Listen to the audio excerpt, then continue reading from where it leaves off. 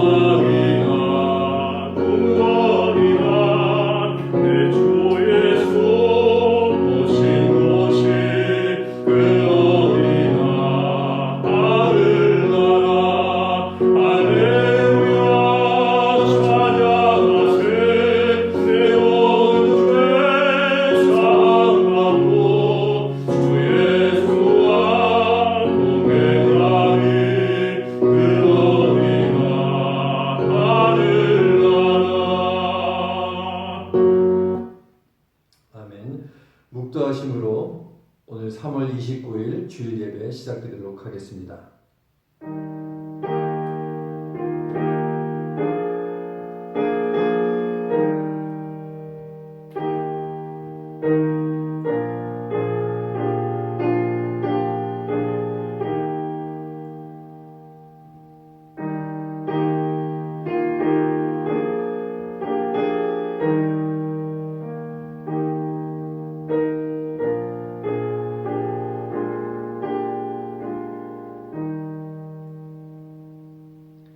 보라, 하나님의 뜻대로 하게 한 이 근심이 너희를 얼마나 간절하게 하며 얼마나 변명하게 하며 얼마나 분하게 하며 얼마나 두렵게 하며 얼마나 사모하게 하며 얼마나 열심히 있게 하며 얼마나 벌하게 하였는가. 너희가 저 일에 대하여 1절 너희 자신의 깨끗함을 나타내었느니라.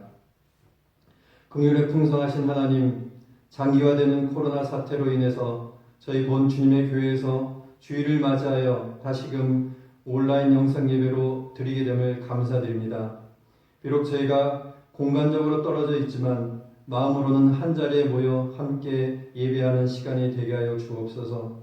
코로나 사태로 인하여 두려움에 처한 자들을 하나님께서 위로하여 주시고 병상에 누워 고통에 놓인 자들에게 은혜 베풀어 주셔서 다시금 강건해지는 역사가 있게 하여 주옵소서.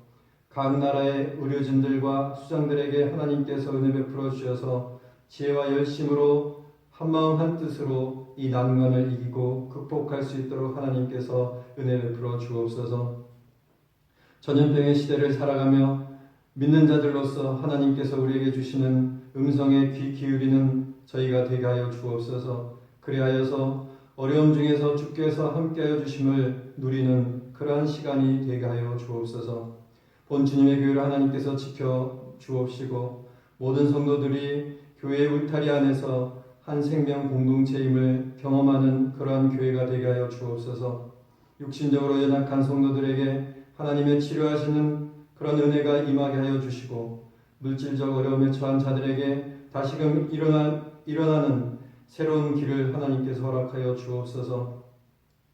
어린아이로부터 노년에 이르기까지 주께서 이 시기에 건강으로 함께하여 주옵소서. 예배의 시종을 주님께 맡기옵고 예수님 이름으로 기도하옵나이다. 아멘. 찬송가 10장 찬송 부르도록 하겠습니다.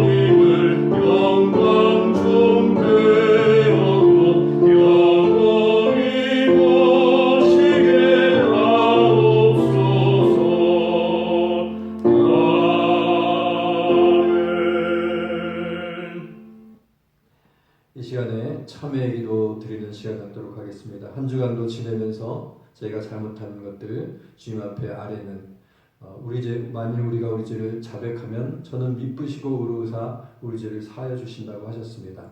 이 시간에 참회의 기도 드리는 시간 갖도록 하겠습니다.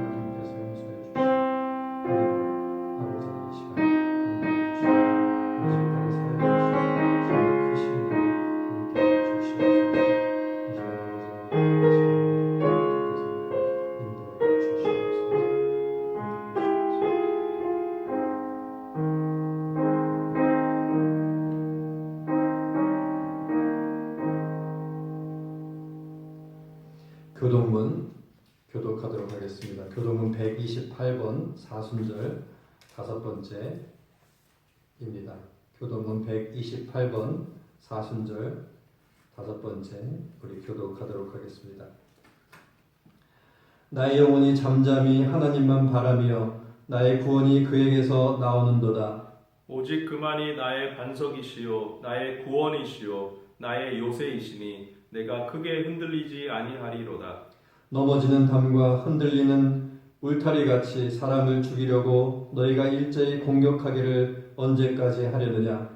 그들이 그를 그의 높은 자리에서 떨어뜨리기만 꾀하고 거짓을 즐겨하니 입으로는 축복이요 속으로는 저주로다. 나의 영혼아 잠잠히 하나님만 바라라. 물은 나의 소망이 그로부터 나오는도다. 오직 그만이 나의 반석이시요 나의 구원이시요 나의 요새이시니 내가 흔들리지 아니하리로다. 나의 구원과 영광이 하나님께 있으며 내 힘의 반석과 피난처도 하나님께 있도다. 백성들아 시시로 그를 의지하고 그의 앞에 마음을 토하라. 하나님은 우리의 피난처시로다. 아멘. 사도신경으로 신앙 고백하겠습니다. 나는 전능하신 아버지 하나님 천지의 창조주를 믿습니다. 나는 그의 유일하신 아들 우리 주 예수 그리스도를 믿습니다. 그는 성령으로 잉태되어 동정녀 마리아에게서 나시고 본디오 빌라도에게 고난을 받아 십자가에 못 박혀 죽으시고 장사된 지 사흘 만에 죽은 자 가운데서 다시 살아나셨으며 하늘에 오르시어 전능하신 아버지 하나님 우편에 앉아 계시다가 거기로부터 살아있는 자와 죽은 자를 심판하러 오십니다. 나는 성령을 믿으며 거룩한 공교회와 성도의 교제와 죄를 용서받는 것과 몸의 부활과 영생을 믿습니다. 아멘. 찬송가 144장 찬송 부르도록 하겠습니다.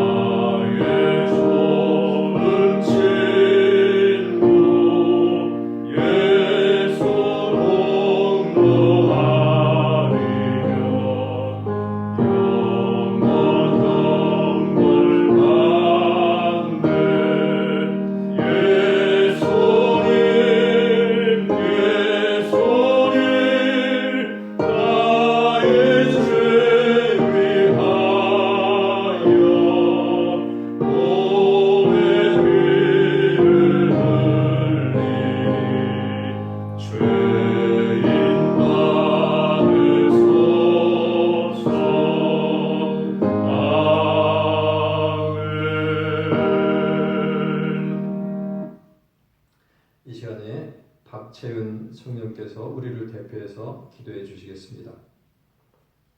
하나님 감사합니다. 오늘도 저희에게 좋은 하루를 주심에 감사드립니다.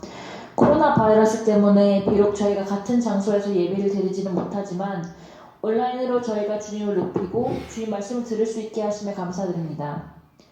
이런 기회를 정말 소중히 여기고 예배함에 게을러지는 것이 아니라 더 감사함으로 나아가는 본 주님의 교회가 되게 도와주세요.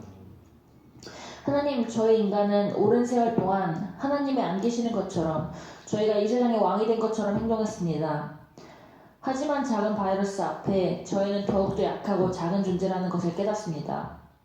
이 시간에 다시 한번 주님께 무릎 꿇고 주님 없이는 살 수 없는 그런 연약한 존재라는 것을 인정합니다. 저희와 항상 함께 해주시고 헛된 저희의 힘이 아닌 주님을 의지할 수 있도록 도와주세요.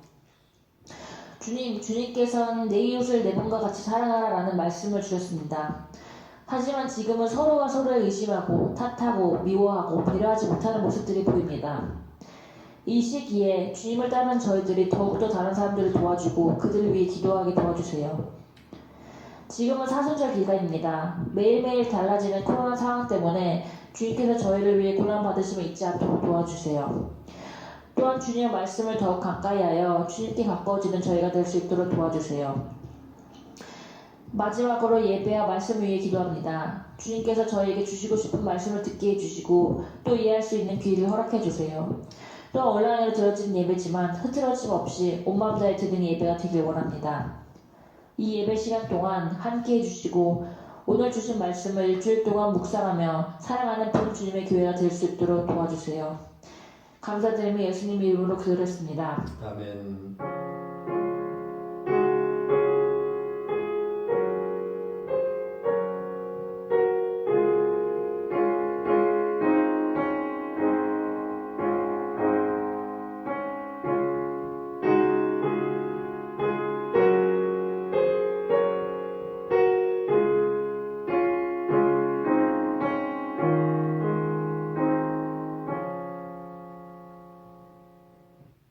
아멘. 성경 공독 고린도후서 7장 8절부터 12절 말씀까지 합독으로 읽도록 하겠습니다. 고린도후서 7장 8절부터 12절까지 합독으로 읽도록 하겠습니다.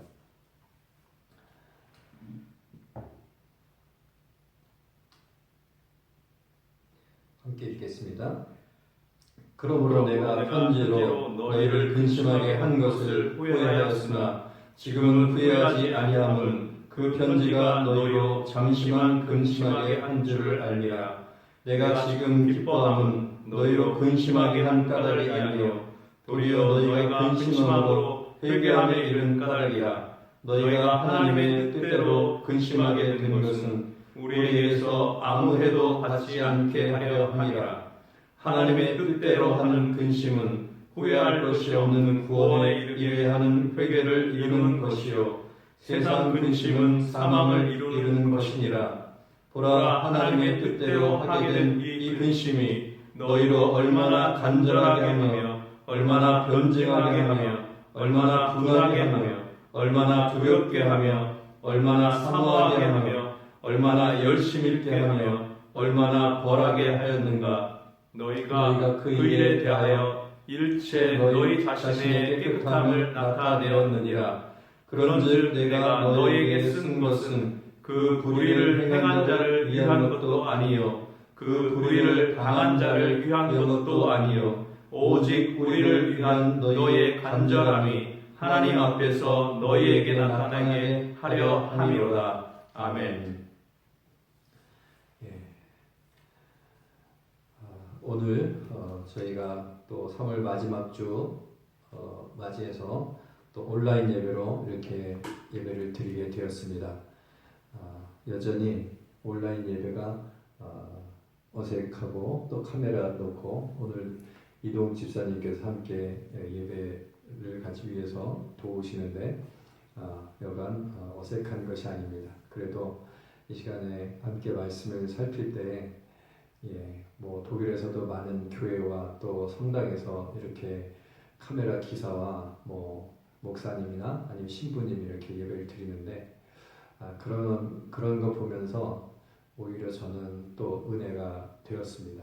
그래서 저희도 오늘 이렇게 교회 와서 예배를 드리는데 은혜가 될 줄 믿습니다. 아멘. 기도하고 함께 말씀 보도록 하겠습니다. 사랑이 많으신 하나님 아버지, 이 시간에 하나님의 말씀 함께 살펴보고자 합니다.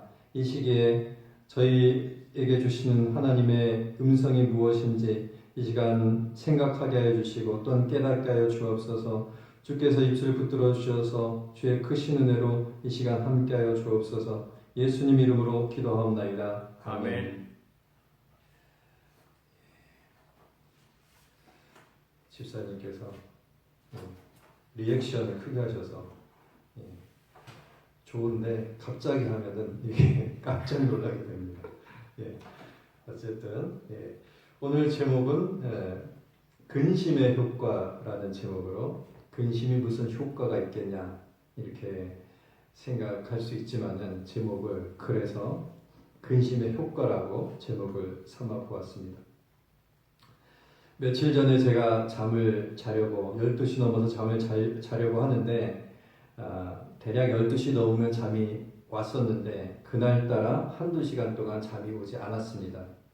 저는 일반적으로 저녁형 인간이라서 아침형 인간이 아니라 아침에는 좀 힘이 들지만은 밤에는 정신이 말짱말짱합니다. 저녁 먹고 몰려오는 식곤증만 그 시간만 딱 피하게 되면은 그 이후로는 정신이 말짱해집니다.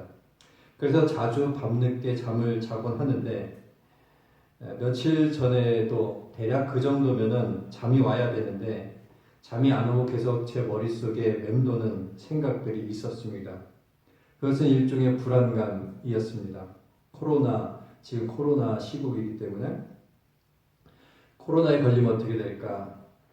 뭐 그런 생각을 하면서 폐에 치명적이고 또 염증을 일으켜서 숨이 제대로 안 쉬어진다는데 그리고 급격하게 갑자기 나빠진다는데 어떻게 될까? 내가 걸리면 어떻게 될까?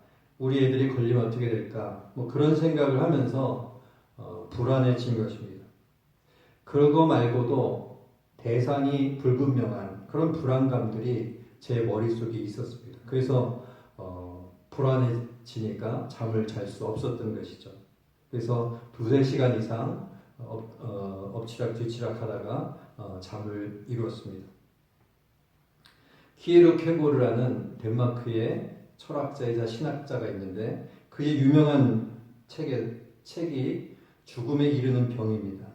거기에서 이 키에르 케고르는 불안에 대해서 이야기합니다. 불안이 절망을 갖고 절망이 그래서 죽음에 이른다고 그 책에서 말하는 것이죠. 그래서 그 책 제목이 죽음에 이르는 병입니다. 그는 죽음에 이르는 병의 시작이 불안이라고 말했지만은 그와 동시에 불안한 것은 자유의 가능성이라고 말했습니다. 인간은 자유롭기 때문에 그는 불안하다고 말하고 그렇기 때문에 이것이냐 저것이냐의 선택을 통해서 자신을 발전시킬 수 있는 원동력이 된다고 말합니다. 그것이 불안의 또 다른 면이라고 키에르 케고르는 말하고 있습니다. 예를 들자면은 키에르 케고르에게 있어서 절망이라는 것은 불안의 산물이고 죽음에 이르기 전 단계인데 다른 한편으로는 그게 아니라 이 절망을 통해서 자신의 처지를 깨닫게 된다는 것이죠. 그러고 나서 절대자이신 하나님을 찾게 되어서 진정한 신앙으로 이르게 된다는 것입니다. 그리고 그 핵심은 무엇인가 하면 선택이라고 말하고 있습니다. 이것을 선택하느냐 저것을 선택하느냐에 따라서 불안과 절망으로 이어지는 상태가 사망이 되느냐 아니면은 구원이 되느냐 그것이 결정된다고 키에르 케고르는 그의 책에서 말하고 있습니다.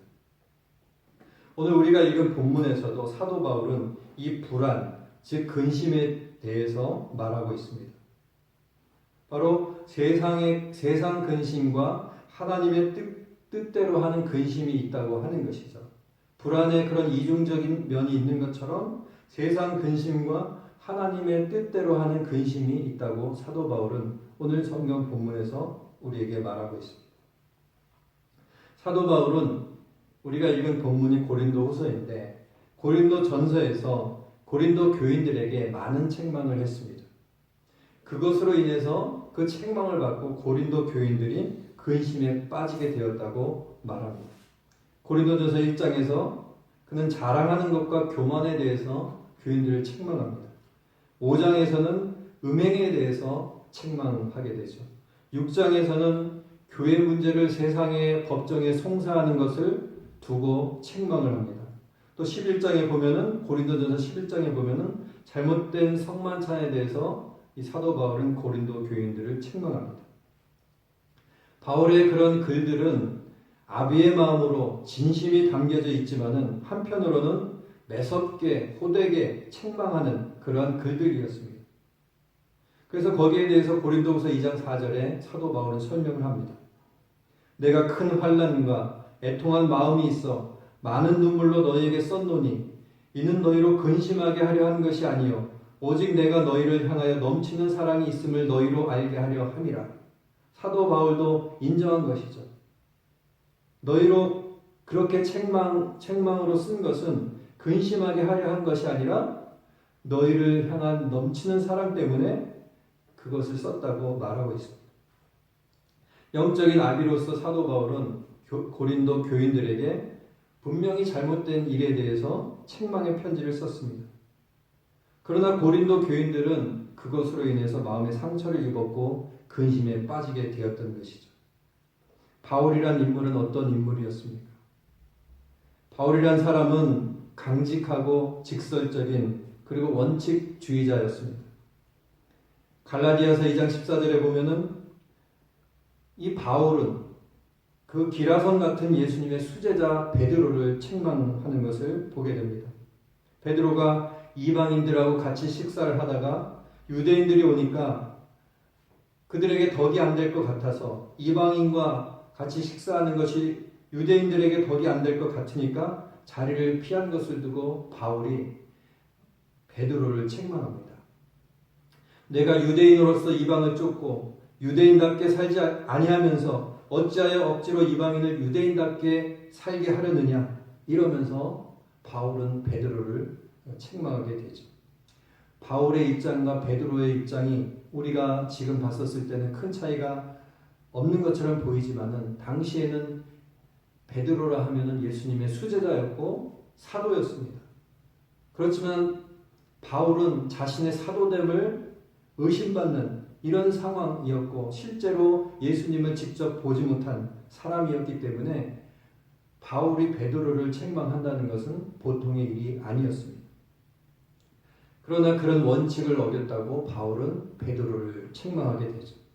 또 바나바와는 바울은 2차 전도 여행을 두고 이제 다투게 됩니다. 마가를 놓고 다투게 되죠. 마가는 1차 전도 여행 때 끝까지 함께하지 않고 중도에 돌아갔기 때문에 2차 전도 여행에는 함께할 수 없다는 것이 바울의 생각이었습니다. 그래서 둘이 갈라져서 바나바는 마가와 함께 전도 여행을 떠나고 바울은 신라를 택해서 마게도냐로 건너가서 2차 전도 여행을 했던 것이죠. 이런 바울이었기 때문에 직설적이고 원칙적인 이 책망 앞에 고린도 교회 교인들은 상처를 받았던 것입니다. 그리고 사도 바울도 그것을 느꼈습니다. 사도 바울도 자신이 너무 심하게 하지 않았나 하는 생각을 하기도 했습니다. 그러나 그런 것들은 상처를 받았을 것이다, 근심하게 되었다 하는 것은 잘못된 것은 잘못됐다고 말하는 그의 강직함에서 나오는 부작용이었습니다. 이 부작용이라는 게 부정적 작용이라고 말할 수도 있지만은 아니 부자보다도 곁에 있는 작용을 말하는 것입니다. 독일어로는 네벤비르쿵이라고 말하죠. 부작용, 부수적인 작용입니다. 어쨌든 바울의 강직함과 직설적인 면의 부수적인 작용으로 인해서 고린도 교인들이 근심을 하게 된 것은 사실입니다. 그래서 8절에 보면 오늘 우리가 읽은 본문 8절에 보면은 바울은 잠깐 후회까지 했다고 말합니다. 8절에 그러므로 내가 편지로 너희를 근심하게 한 것을 후회하였으나 내가 너무 심하게 했나? 그러다가 오히려 심에 빠지면 어떻게 될까 하는 근심을 사도 바울은 했던 것이죠. 그런데 9절에 보면은 바로 바울은 기뻐한다고 말합니다. 그것은 고린도 교인들이 근심함으로 회개함에 이르게 되었기 때문이라고 말하고 있죠. 9절에 보면은 내가 지금 기뻐함은 너희로 근심하게 한 까닭이 아니요 도리어 너희가 근심함으로 회개함에 이른 까닭이라 이렇게 말하고 있습니다.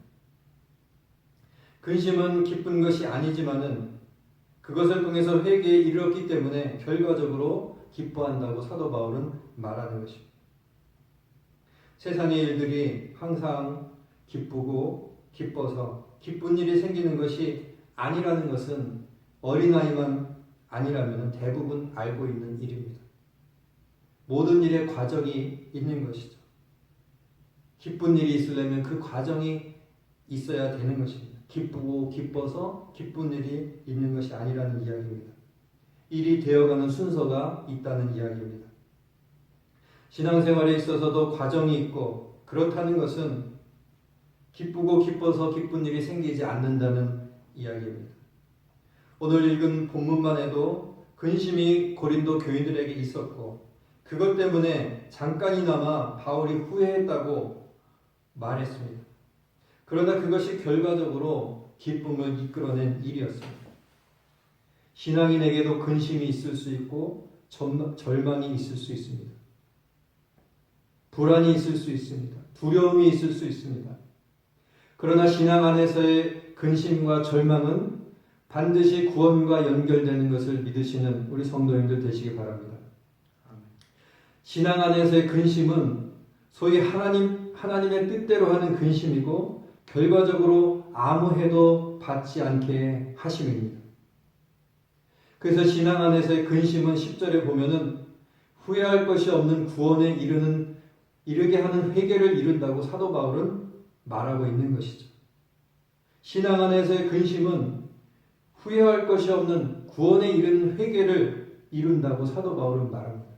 그러나 10절에 보면은 세상 근심은 키에르케고르의 말처럼 사망에 이르게 하는 것입니다. 그러면은 하나님을 섬기기로 또 믿기로 작정하고 사는 삶 속에서 우리의 삶 속에서 시시각각 다가오는 근심과 불안과 걱정 이런 것들은 어떻게 구원에 이르는 회개를 이루게 하는 것일까요? 거기에 대해서 사도 바울은 11절에 말하고 있습니다. 우리가 읽은 11절 말씀이에요. 어떻게 세상의 걱정과 불안과 근심이 구원에 이르는 회개를 이루게 하는 것일까? 11절에 나와 있습니다. 보라 하나님의 뜻대로 하게 한 이 근심이 너희로 얼마나 간절하게 하며 얼마나 변명하게 하며 얼마나 분하게 하며 얼마나 두렵게 하며 얼마나 사모하게 하며 얼마나 열심히 있게 하며 얼마나 벌하게 하였는가. 너희가 저 일에 대하여 1절 너희 자신의 깨끗함을 나타내었느니라. 어떻게 구원에 이르는 회개를 이루게 하는 것일까? 그것은 11절에 나온 말씀대로 그렇습니다. 근심으로 인해서 간절해지는 것이죠. 근심으로 인해서 간절해집니다. 근심이 밀어닥치면 잠을 잘 수도 없고 아침에 잠을 그렇게 많이 자던 사람도 정신이 멀쩡해질 수밖에 없습니다. 그러면 어떻게 됩니까? 기도할 수밖에 없는 것이죠. 믿는 사람은 그거밖에 할 수 없지만은 근심이 닥쳐서 잠이 오지 않을 때 그거밖에 할 수 없지만은 그것이 가장 귀한 것이고 가장 능력 있는 것이기 때문에 그렇게 할 수밖에 없습니다. 그 기도하는 것이 가장 귀한 것인 줄 믿으시는 우리 성도님들 되시기 바랍니다. 또한 근심으로 인해서 변명을 합니다. 내가 안 그랬다. 내가 그 정도로 잘못하지는 않았다. 그런 변명을 하게 되는 것이죠. 또 근심으로 인해서 화가 나기도 합니다. 내가 그 정도 잘못하지 않은 것 같은데 그런 이야기를 들으니까 화가 나는 것이죠. 또 근심으로 인해서 두려워집니다. 내가 그런 벌을 받으면 어떻게 될까? 내가 정말 그렇게 되면 어떻게 될까? 그 두려움에 그 많던 잠도 없어지게 되는 것입니다. 근심으로 인해서 또 사모하게 됩니다. 믿는 자들의 특징입니다. 믿는 자들의 특징은 근심으로 인해서 사모하게 된다는 것이죠. 하나님의 은혜를 사모하게 되는 것입니다. 나는 하나님의 은혜가 필요한 사람이고 하나님의 은총이 필요한 사람입니다. 피할 수 없는 근심으로 인해서 하나님께서 나와 함께 하여 주시기를 간절히 사모하게 되는 것입니다. 또 근심으로 인해서 열심이 납니다. 어떤 열심이 납니까? 바로 서야겠다. 내가 더 바로 서야겠다. 내가 더 기도 생활을 열심히 해야겠다. 이런 마음이 들게 되는 것이죠. 또 근심으로 인해서 벌하게 됩니다. 근심으로 인해서 자기 자신을 근신하게 합니다. 금식을 하면서 내가 금식을 해야겠다. 이러면서 간절히 기도하게 되죠. 내가 절제해야겠다. 이러면서 기도하게 됩니다. 그래서 11절은 근심으로 인하여 이루어지는 신자의 선순환적 감정을 나열하는 것입니다. 악순환이 아니라 선순환. 간절해지고 변명을 하고 화가 나고 두려워지고 사모하게 되고 열심히 나는 이런 선순환적 감정을 나열하는 것입니다. 그리고 그러한 감정은 동시다발적으로 복합적으로 근심에 처한 신자들에게 이루어지게 됩니다. 얼마나 간절하게 하며 근심이 얼마나 우리를 간절하게 하며 얼마나 변명하게 하며 얼마나 분하게 하며 얼마나 두렵게 하며 얼마나 사모하게 하며 얼마나 열심 있게 하는가. 11절을 우리 다 같이 한번 읽어보도록 하겠습니다. 보라, 하나님의 뜻대로 하게 한 이 근심이 너희를 얼마나 간절하게 하며 얼마나 변명하게 하며 얼마나 분하게 하며 얼마나 두렵게 하며 얼마나 사모하게 하며 얼마나 열심 있게 하며 얼마나 벌하게 하였는가. 너희가 저 일에 대하여 1절 너희 자신의 깨끗함을 나타내야 됩니다. 오늘 우리에게 근심이 들 때에 걱정이 들 때에 이러한 하나님의 역사가 우리 성도님들에게 있으시길 바랍니다. 근심으로 인해서 낭망하고 좌절하고 그러는 것이 아니라 점점 건강이 안 좋아지고 이런 것이 아니라 바로 사도 바울이 말한 이런 선순환적 이런 간절하게 하고 사모하게 되는 그런 하나님의 역사가 우리 성도님들에게 있으시기 바랍니다. 간절해지고 열심히 있게 되고 사모하게 되는 그런 모습이 근심이 있을 때에 우리에게 있어야 하는 것이죠. 그리고 12절에 바울은 결론을 내립니다. 하나님의 뜻대로 하는 근심을 야기한 것은 너희의 간절함을 위한 것이라고 사도 바울은 말하고 있습니다. 그 말을 참 훌륭하게 쓰고 있습니다. 그렇게 심한 책망과 권면을 쓴 것은 대쪽 같은 사도 바울의 그런 책망으로 인해서 분명히 고린도 교회 교인들은 절망에 빠지고 근심에 빠졌지만은 그렇게 한 것은 다름 아닌 너희의 간절함이 하나님 앞에 드러나게 하기 위함이라고 말합니다. 그 권면을 쓴 것은 사실 어떤 것입니까? 1차적으로 보면은 불의를 행한 자를 바로잡게 하기 위한 것이고 또 불의를 당한 사람들을 권면하기 위한 것이지만은 사도 바울은 그 때문이 아니라 오늘 우리 성경책에는 위하여라고 말하고 있습니다. 불의를 행한 자를 위한 것도 아니고 불의를 당한 자를 위한 것도 아니고 이렇게 말하지만은 그것보다 위한 것보다는 불의를 행한 자 때문도 아니요 불의를 당한 자 때문도 아니요 때문이라고 번역하는 것이 더 맞는 말입니다.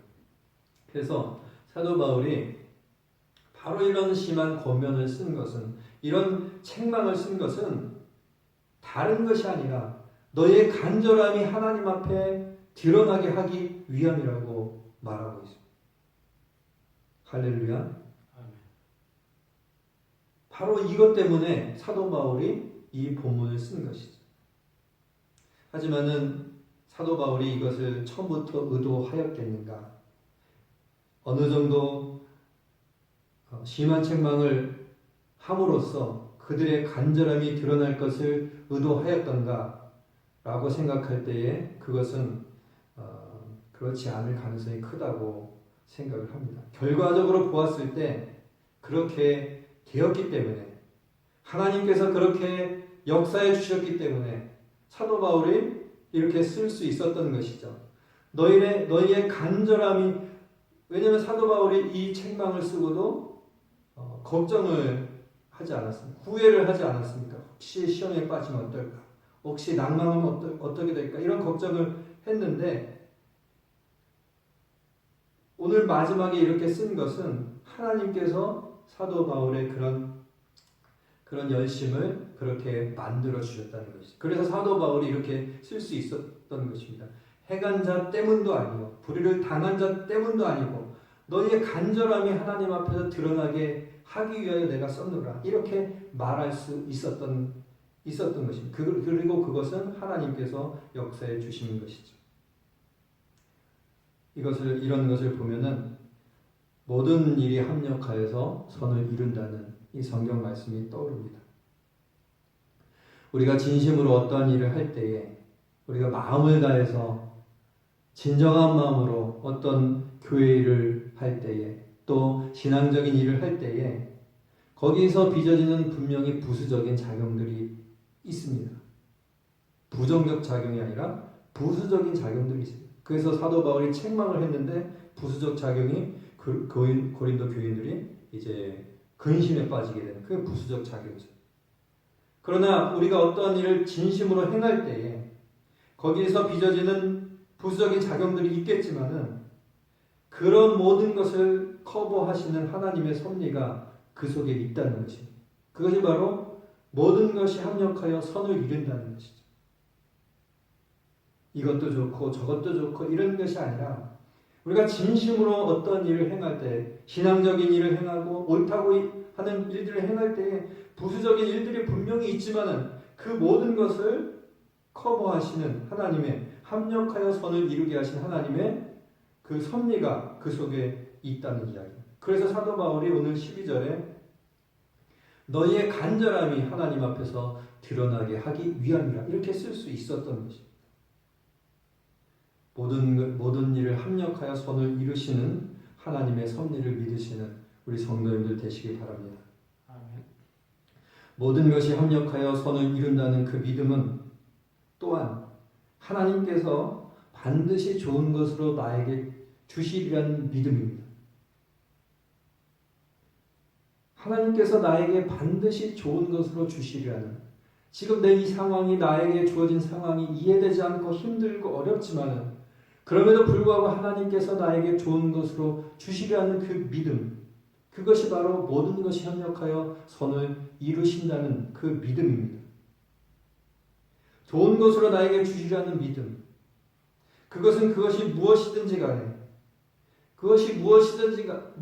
간에 심지어 내가 원하지 않았던 것일지라도 하나님께서 나에게 주신다면 내가 받을 것이고 거기에 내가 기대하지 못했던 기쁨이 있을 것이라는 믿음입니다.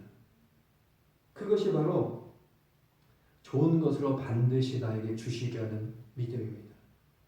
그래서 그렇게 우리의 인생은 하나님께로 향하여 가게 되는 것이죠. 그 속에서 나의 욕심과 나의 고집과 나 자신이 꺾여져 가면서 하나님께 나아가게 되는 것입니다. 그리하여서 우리의 기쁨은 하나님 안에 있게 되는 것이고 그분의 섭리 안에 살아가는 여정이 그것이 우리의 기쁨이 참으로 되는 것입니다.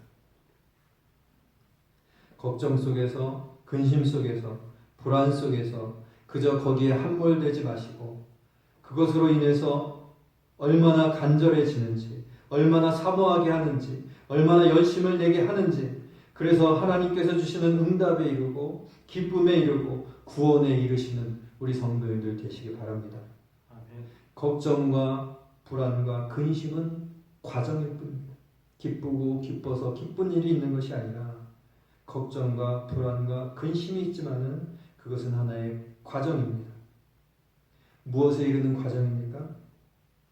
우리의 구원에 이르는 과정입니다.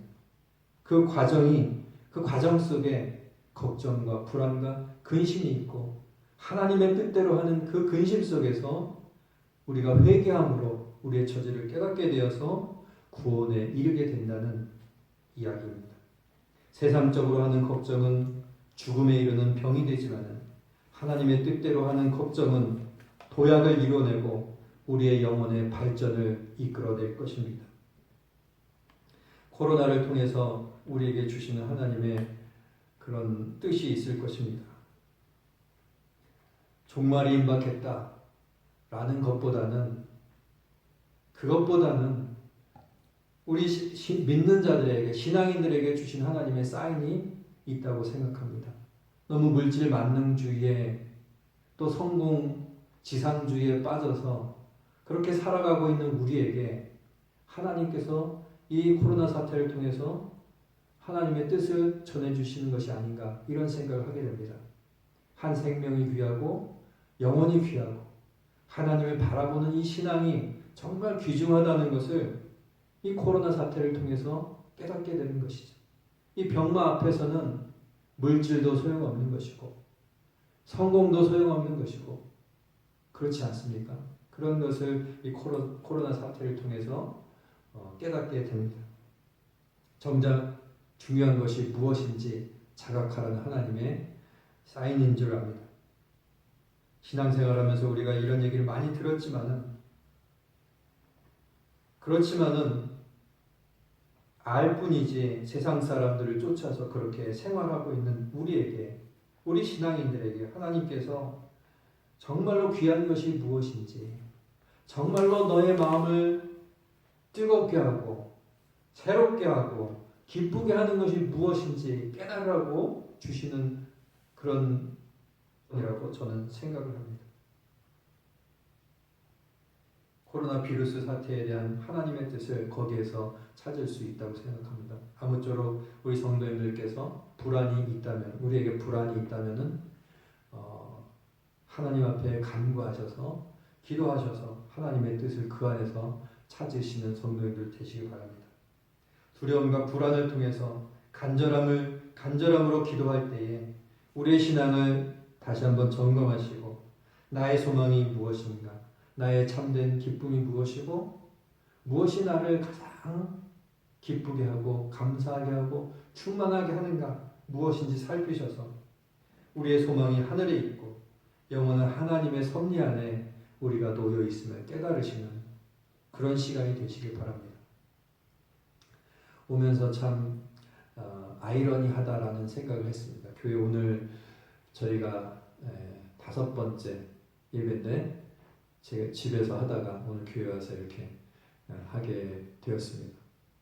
오는 길엔 참 날씨가 좋더라고요. 날씨가 너무 좋습니다. 한국은 봄 날씨가 황사도 있고 그래서 안 좋은데 독일은 봄 날씨가 참 좋습니다. 화창하고 온도도 17도, 18도 정도 되고, 그런데 아이러니한 것은 코로나 때문에 아무것도 하지 못하는 그런 어떤 이 좋은 날씨를 즐기지 못하는 그것이 참 아이러니하다, 이런 생각을 했습니다. 동시에 또 드는 생각은 무엇인가 하면은 이 코로나로 인해서 암울한 이 시기에 하나님의 은혜를 깨달을 수 있기 때문에 또한 그것이 또 반전이다 라는 생각을 또한 했습니다. 이 시기에 우리가 각 가정에 있으면서 정말로 우리에게 중요한 것이 무엇인지, 우리에게 주시는 하나님의 음성이 무엇인지 확인할 수 있는 그런 귀한 시간이 되지 않겠습니까? 그래서 상황이 이렇더라도 또 우리에게 불안이 있더라도 이 속에서 주시는 하나님의 뜻이 무엇인지 우리가 찾을 때에 하나님께서 우리에게 주시는 또한 반전의 은혜가 우리에게 있을 줄 압니다. 이 시기를 건강히 또 은혜롭게 잘 나시는 우리 성도님들 되시기를 바랍니다. 이제 찬송가 한 장 부르시고 479장 부르시고 우리 주신 말씀 생각하시면서 통성으로 합심으로 한번 기도하도록 하겠습니다. 479장입니다. 479장 함께 부르시고 합심해서 기도하겠습니다. 외로운 인생길 가는 우리 너만 잊힐 것이 아주 없네. 걱정과 고생이 어디를 없으니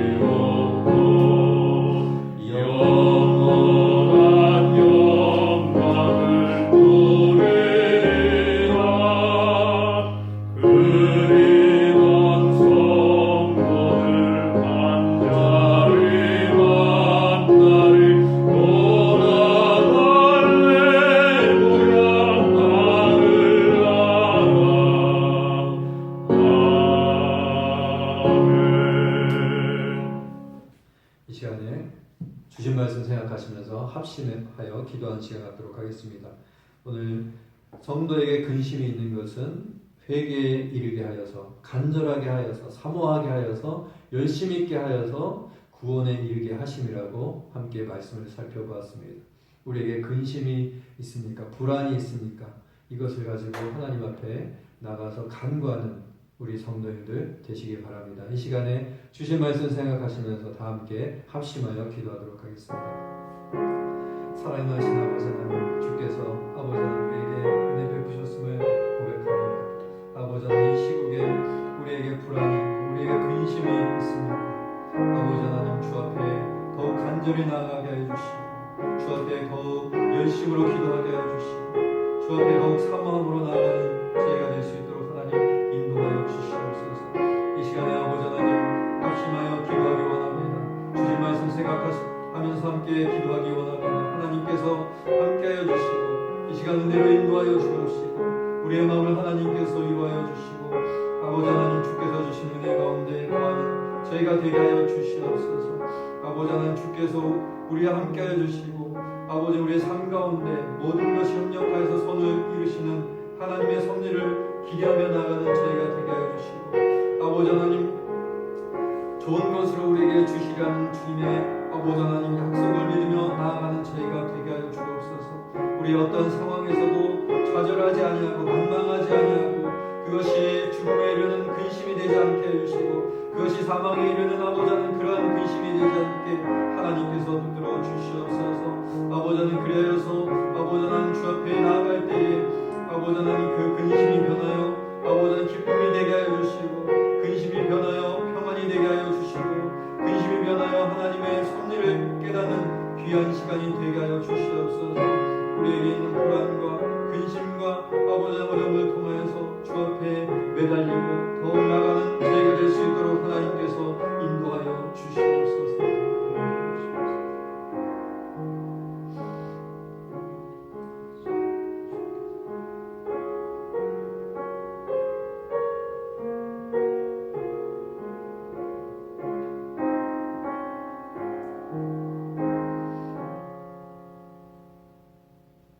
사랑하신 하나님 아버지, 오늘 함께 말씀을 살펴보았습니다. 하나님께서 우리에게 근심을 주실 때, 허락하실 때에 하나님께서 반드시 아버지는 구원에 이르게 하여 주심을 믿고 주 앞에 나아가는 저희가 되게 하여 주옵소서. 간절함으로 주님 앞에 나아가게 해주시고 사모함으로 주 앞에 나아가게 해주시고 열심으로 주 앞에 나아가는 저희가 되게 하여 주옵소서. 결코 좌절과 낭망으로 떨어지지 않도록 하나님께서 붙들어 주셔서 우리에게 좋은 것으로 주시리라는 하나님의 약속을 믿고 나아가는 저희가 될 수 있도록 인도하여 주옵소서. 이 상황들 속에서 아버지 하나님, 코로나 시국에 아버지 하나님 불안과 근심이 우리에게 있습니까?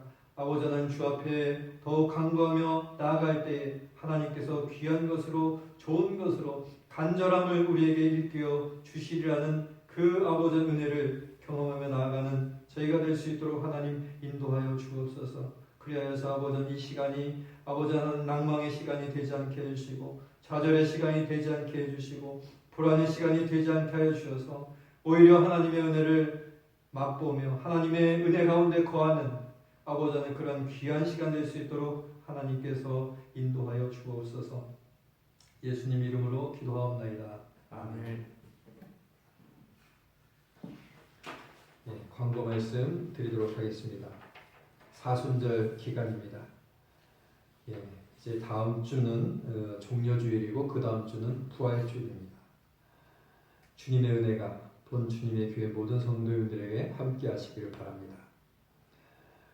예, 약 4년 전인지 5년 전에 부활절 이 기간에 세월호 사건이 발생했었는데 그때 어떠한 은혜를 하나님께서 우리에게 주시는가, 부활절인데 이런 고민을 참 많이 했었던 그런 기억이 납니다.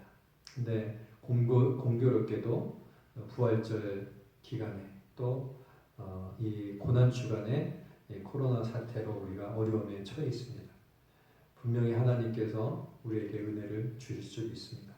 그래서 이 기간에 성도님들에게 은혜가 있으시길 바랍니다. 코로나 사태로 인해서 당국의 지침에 따라서 4월 19일 주일까지, 셋째 주 주일까지는 온라인으로 일단 영상 예배를 드립니다. 이것이 더 길어질 수도 있습니다. 또 NLB 주의 모든 학교와 유치원, 대학시설이 4월 17일까지 휴교 중입니다. 코로나 사태로 인한 당국의 지침을 유념하시고 가능한 한 접촉을 삼가셔서 건강에 유의하시는 우리 주님에게 성도님들 되시기 바랍니다. 그 다음에 존 모차이트가 이제 오늘부터 시작됩니다. 시작되었습니다. 그래서 유념하시고 1시간이 더 빨라져서 이제 낮을 더 많이 저희가 사용할 수 있게 되었습니다. 그 다음에 교회 행사가 있습니다. 고난주간 특별 새벽 기도회는 제가 짧은 영상을, 새벽 기도 영상을 제작하려고 합니다. 함께 말씀을 묵상하고 찬양하고 그 다음에 기도하는 시간에서 일주일간 그렇게 저희가 또 예배 드리는 것처럼 고난주간에 그 특별 새벽 기도회를 그렇게 진행하려고 합니다. 부활주일이 4월 12일입니다. 그 다음에 성경 암송대회가 6월 달에 있습니다.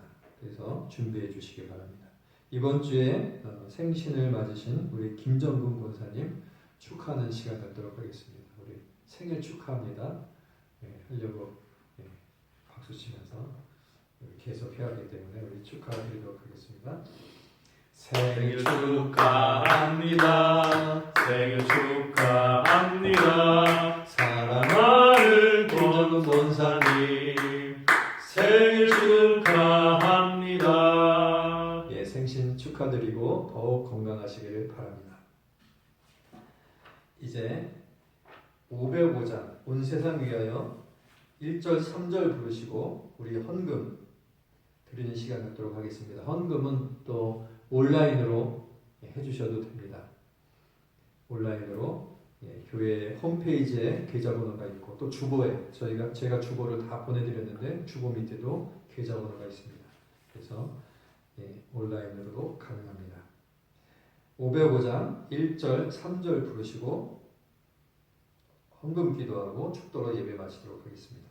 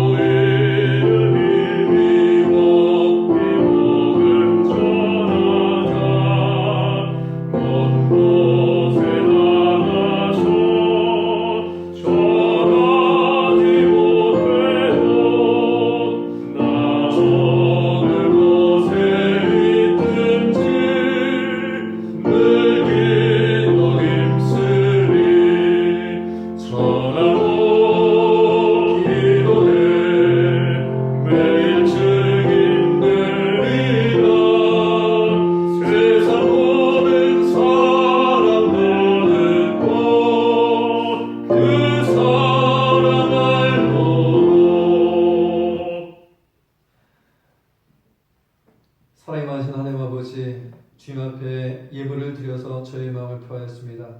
주께서 기뻐 받아주시고 드린 손길들 하나님 축복하여 주셔서 이 세상 살아갈 동안에 물질적 어려움 없도록 인도하여 주옵시고 쓰고 남음이 있어서 풍성한 삶이 되게 하여 주옵소서. 물질에 사로잡힌 자가 되는 것이 아니라 물질에 아버지는 자유자가 되어서 나누고 풍성한 삶이 될 수 있도록 하나님께서 축복하여 주옵소서. 드리지 못한 손길도 하나님께서 은혜로 함께하여 주옵시고 이 예물이 쓰이는 곳에 주님의 뜻 가운데 사용될 수 있도록 인도하여 주옵소서. 이제는 우리 주 예수 그리스도의 은혜와 하나님 아버지의 크신 사랑하심과 성령의 감화감동 위로하심의 역사가 오늘 함께 예배드리는 온라인으로 예배드리는 우리 모든 본교회 교우들 머리 위에 오늘 하나님께 아버지 하는 근심으로 나아가지만은 구원으로 바꾸시리라는 믿음 가운데 거하길 원하는 우리 모든 교우들 머리 위에 이제로부터 영원까지 함께 있을지어다. 아멘.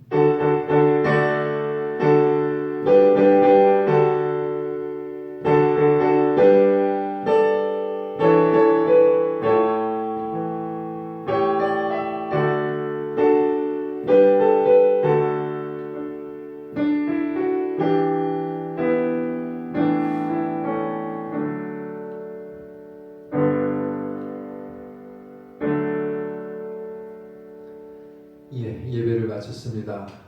오랜 시간 수고 많으셨습니다. 한 주간도 건강하시고 또 무슨 일이 있으시면 꼭 연락 주시고 하나님의 은혜 가운데 한 주간 지내시는 우리 본주님의 교회 모든 성도님들 되시기를 바랍니다. 감사합니다. 다음 주에 뵙겠습니다.